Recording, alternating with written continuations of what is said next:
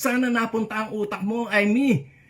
Kaibigan kita pero hindi ganyan dapat ang ginagawa mo. Sinisira mo yung pangalan ng buong pamilya nyo. Oh, bakit? Kasi meron ka nahuhulinigan na yung iyong bagman dyan sa DPWH ay malapit na raw kumanta. Sa aking pagkakaalam, sa mga media circle, ay malapit na kumanta yung iyong bagman dyan sa Ilocos, yung mga DPWH projects na yan. At sa aming narinig din na si Diskaya pala ay contributor sa campaign mo, na donors mo rin sa campaign mo. At yung hindi ka na pagbibigyan doon sa mga pwesto na gusto mong ipa-appoint. Kaya ikaw ay galit na galit sa iyong kapatid. Pero kung galit ka sa kapatid mo, dapat ay yan ay ipaglihim nyo lang sa inyong pamilya. Huwag mo idamay ang mga Pilipino, huwag mo idamay ang Pilipinas. Ngayon maninira ka, magdi-destabilize ka ng gobyerno. Sino pinapahirapan mo? Ang mga Pilipino. Yan ba ang dapat mong gawin? Dapat mo bang sirain ang ating bansa? Mag-isip-isip ka, Amy. Nasaan ang utak mo?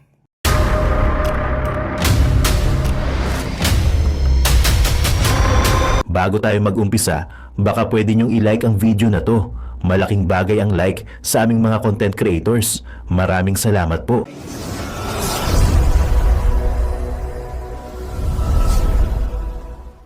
Hayop ka talaga! Ang ganda mong lalaki! Bingo! Alright, magandang araw sa inyo mga kumare ko, mga sir, no? It's me again, Boy Sardina sa member ng Mareros Vloggers. Bang bang! Nako, napakaganda na pag-uusapan natin ngayon mga kumare. Nakita niyo yung preview, si Larry Gadon, pugak ng pugak. Ang tanong ko lang, Mr. Larry Gadon, no? Hindi ka na attorney ngayon, no? Isa ka ng, ewan ko kung anong trabaho mo ngayon, no? Ang tanong ko lang, bobo ka ba, boss?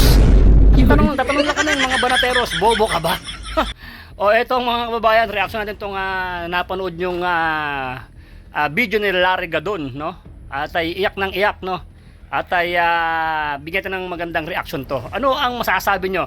Kailangan ko rin ng reaction nyo dyan mga kumare sa napanood nyo. So ako muna magre-reaction, okay? Dahil nga dito mga kumare ko, eto na, ngumaungaw na, umiiyak na ang tuta ni Bongbong Marcos.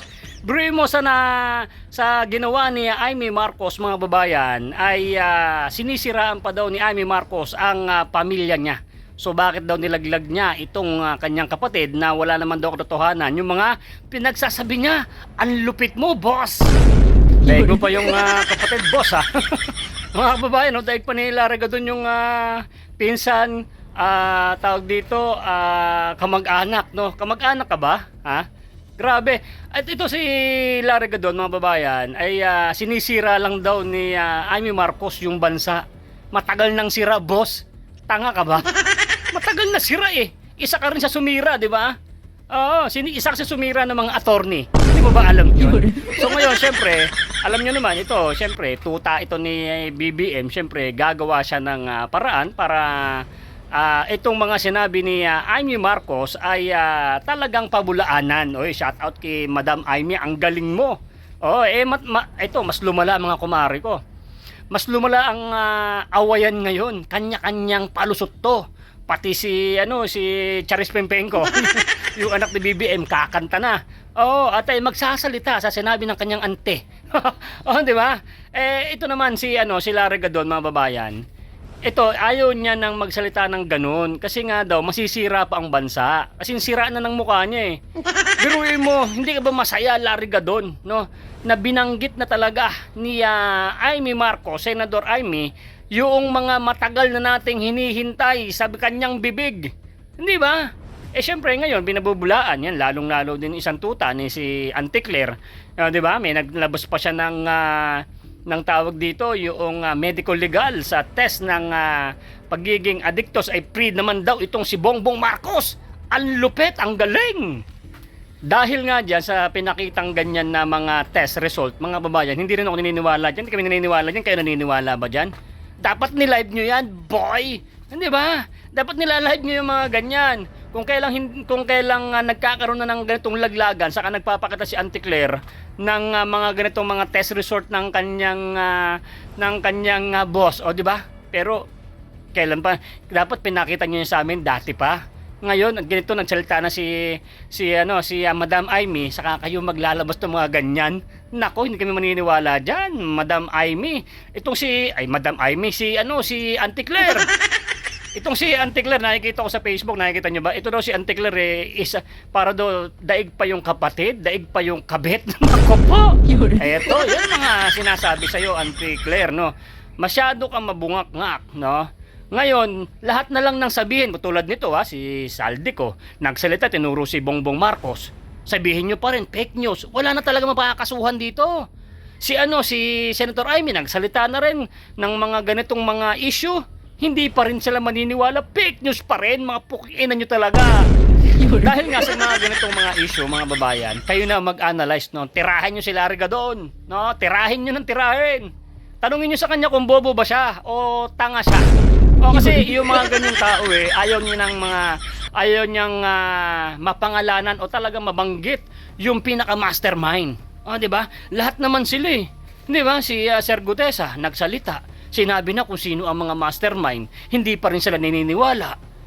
Dapat tigilan nyo na yung mga investigasyon nyo dyan dahil kung sino man ang mga tumitistigo, kung sino talaga ang mastermind, hindi naman kayo naniniwala. Tigilan nyo na yung pag-ano dyan.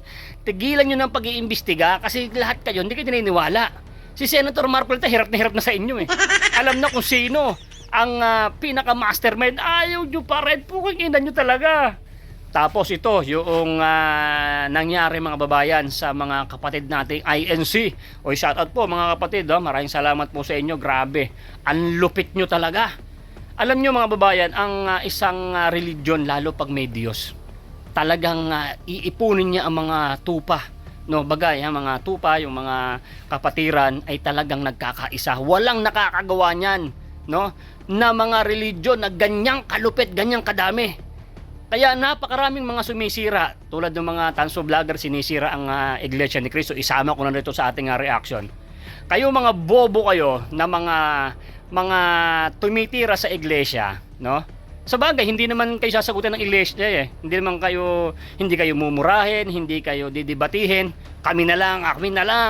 Kayong mga bumabanat sa iglesia ni Cristo, sa bagay, padala kayo ng mga demonyo eh.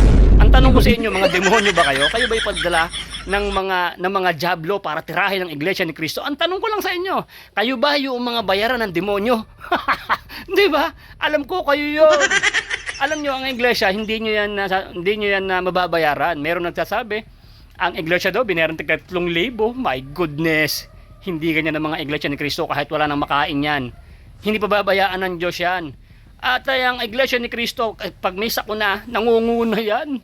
Tapos sasabihin nyo, babayaran yung iglesia. Napakayaman ng iglesia. Gusto nyo ba bilhin ng iglesia itong Pilipinas para palayasin na kayo? Palayasin tayo. Kayang bilhin ng iglesia ni Cristo ang Pilipinas. Baka hindi mo alam.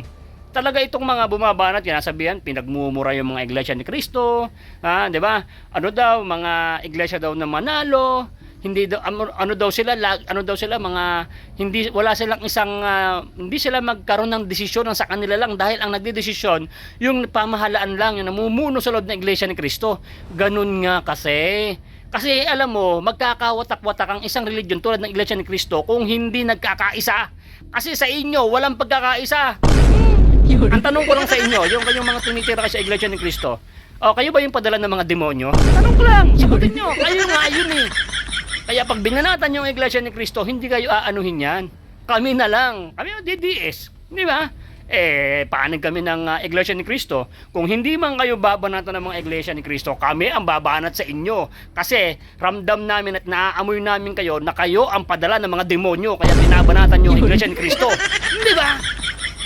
Eto, balik tayo kay Larry Gadon. Larry Gadon, tatanungin kita ulit, bobo ka ba? Magano ko kaya, mag-research ka kung ano ibig sabihin ng bobo. Kasi hindi mo alam ibig sabihin ng bobo kasi yung pagsasalita mo halatadong bobo ka eh. No, ayaw mong maging maayos ang Pilipinas. Ayaw mo rin malaman kung sino talaga ang mastermind. Ito ang sasabihin ko sa iyo, Larry Gadon, no? Kung wala kayong gustong mapapanagot sa nangyayaring kademonyuhan sa bansang Pilipinas, yung pagnanakaw na yan, ay sabihin mo, tigilan na yung investigasyon. Kasi wala namang nangyayari sa lahat ng mga pinuputak na kung sino talaga ang mastermind. Tigilan na. Kasi nagsasayang lang tayo ng oras no? Ang sabihin mo na lang ganito, Larry Gadon. Sabihin mo na lang kay Bongbong Marcos, sabihin mo, boss, mahiya ka na lang, no? Marami nang ngumangaw-ngaw na ikaw ay talagang drug addictus benedictus. Yun ang sabihin mo sa kanya. Tapos, maniwala ka na lang kay Amy, uwi na lang tayo ading. Uwi na lang tayo sa Ilocos, magpahinga o magparehab. Di ba? So, hantayin pa rin natin ang mga putakte, no? Kasi hindi pa tapos ang laban, mga kumare ko, mga kumpare ko. Kasi mas lalong iinit ang issue na to. Sana talagang mas dumami pa ang mga ebidensya. Kasi maglalaban pa yan, kapatid sa kapatid, dugo sa dugo, mga babayan. Labasan to ng ebidensya. At meron pa talagang sa isang vlog ko, baka hindi nyo pa nakita, mga kumare ko. Merong isang vlogger sa US ay nagpapatunay din na meron din daw siyang audio video na itong mag-asawang Marcos at Lisa Marcos, mga babayan, ay nagpupunta sa Amerika. At talagang yun pa naman yung mga binablog natin kay Maharlika, di ba? Diyan nare-reaction na natin na sila ay talagang gumagamit sa ibang bansa. Talagang sila, party. Yan talaga ang pinaka talaga nila, pinaka gusto talaga nila, party, mga drugs, mga ganyan. My goodness. Hindi ba? Ang mas maganda rito, meron pa sinabi pa nga kumare, babalita ako sa inyo, may nagsabi pa na itong si Senator Amy daw ay hindi tunay na Marcos o parang anak sa labas. Mag-live na lang tayo, hair follicle test nga daw, hamunan. Ang ganda nito, wala na. Lalong lumalala ang usapan nito, mga babayan, dahil sa nalabas ni Senator Amy. Pero syempre susuportahan natin yan. Dahil ito ay hinihintay talaga ng buong sambayanan. Yung pumutak at naglabas ng salita na talagang sasapul talaga kay Bongbong Marcos. Kasi yan naman yung hinihintay natin tayo, ngak-ngak tayo ng ngak-ngak. Ayun, nang-ngak-ngak yung kapatid. Di ba? Sino ba ang sino ba masusunod? Si Larry Gadon, si Auntie Claire? Sino ba talaga nakakaalam ng ugali ng kapatid? Alam nga naman si Larry Gadon, alam nga naman si Auntie Claire. Siyempre yung kapatid, mga bobo talaga to. Ang tanong ko nga sa inyo, Larry Gadon, Auntie Claire, bobo ba kayo? Ay nako. 'Di ba? Yan ang mga sinasabi ko sa inyo, mga kumare ko. So ito, sana nagustuhan niyo tong ating reaction dito kay Larry Gadon na tinatanong ko nga kung bobo siya. Tanungin nyo nga rin, mga kumare, kung bobo siya at kayo na maghusga kung itong pagsasalita ni Larry Gadon ay karapat-dapat ba sa inyong paningin at sa inyong tenga? At ito ba ay may susuporta ba kay Larry Gadon sa kanyang siniwalat? Hindi ba? Ang tanong ko lang din sa inyo, mga kumare, tuta kaya ito ni Marcos Jr., itong si Larry Gadon? Siyempre, alam mo din si Larry Gadon. Ewan ko sa inyo, ano ang komento nyo? Tuta ba? Tuta ba siya? Ito si Terdianes, 'di ba? Tuta rin. Lahat naman ng nagtatanggol kay Bongbong Marcos, siyempre, mga tuta 'yan. 'Di ba? So ganito, mga babayan. So maraming salamat po sa nanood ng video na to. At kung nagustuhan mo itong ating reaction video, don't forget to like, isang pindot mo lang 'yan. Naka-like ka na. At kung gusto mo na papanood ang mga video ni Boy Sardinas, ay siyempre, i-subscribe mo yan. At pinutin mo yung notification bell para lagi kong updated sa ating mga video. See you on my next vlog. Thank you and God bless every day. Bye-bye. Ama naming Diyos na makapangyarihan sa lahat, salamat po sa iyong pagmamahal na hindi nagmamaliw. Sa gitna ng kaguluhan sa aming bansa, turuan niyo po kaming magtiwala sa iyong hustisya at hindi sa hustisya ng tao. Linisin niyo po ang aming mga puso at ituro niyo po ang tamang daan ng katotohanan at pag-ibig. Tulungan niyo po kaming maging ilaw sa gitna ng dilim at ipakita sa mundo na may pag-asa pa sa pangalan ng aming Panginoon Hesus.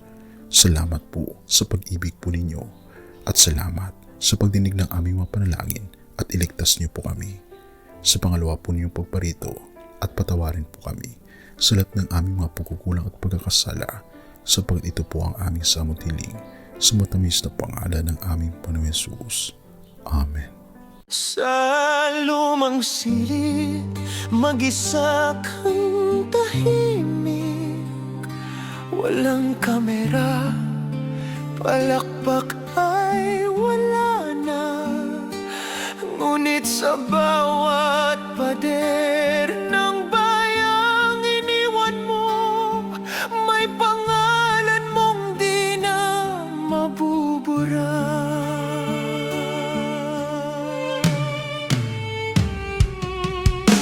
Minsan kang naging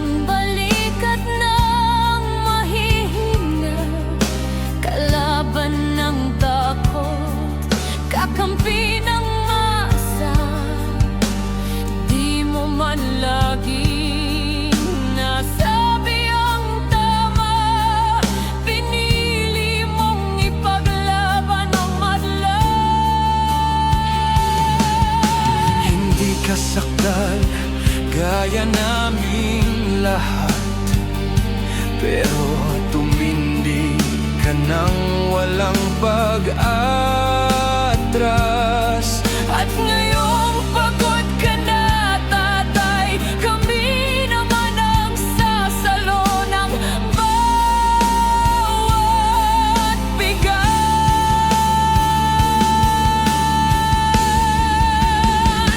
Hanggang sa dulo, ikaw ay mahal.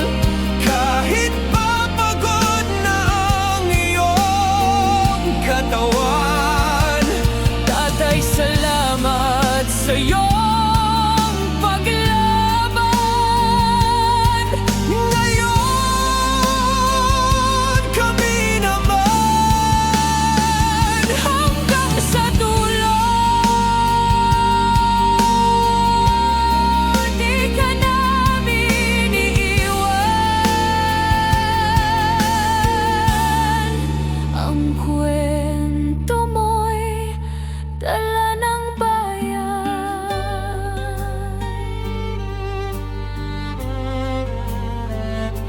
Tahimik ka na sa mga batikos. Wala nang tugon, wala nang galit. Pero sa mata ng mga maralita, naroon pa rin ang tapat mong alaala. Marami mang di nakaintindi, marami pa rin ang di nakakalimot.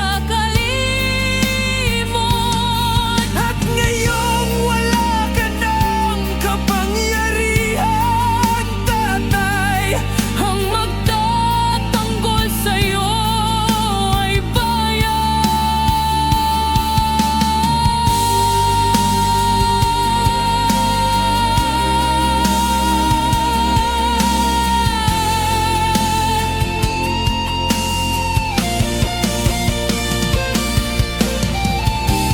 hindi ka nag-iisa kahit ngayon.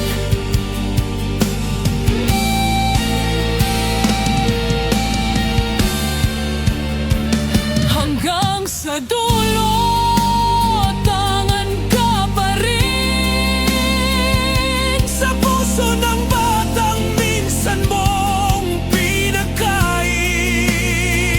Hanggang sa dulo, di ka nag-iisa. Ang dasal ng bayan ay sa'yo pa rin. Tatay, kami naman ang lalaban sa ngalan mo, sa alaala mo. Hanggang sa dulo, dalangin ka ng puso ng masa.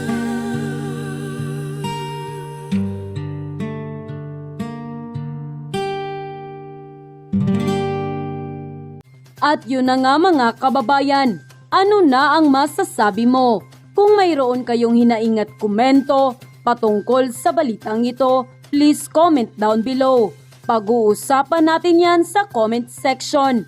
At kung nagustuhan nyo ang video, ay huwag kalimutang mag-like at i-share na din para mas marami pang makaalam at umabot ito sa marami sa ating mga kababayan. Maraming salamat po. Mabuti pa ang sardinas may label. Eh tayo, wala. Oo nga pala. Nay, ito na yung bayad ko sa isa, ano? O, kunin mo yung isa. Isa muna, iyan, no? Tapos, isa pa, di ba? 4 dapat na sardinas, eh. O, yan. 3 na. Pang-4 na sardinas. O, okay na.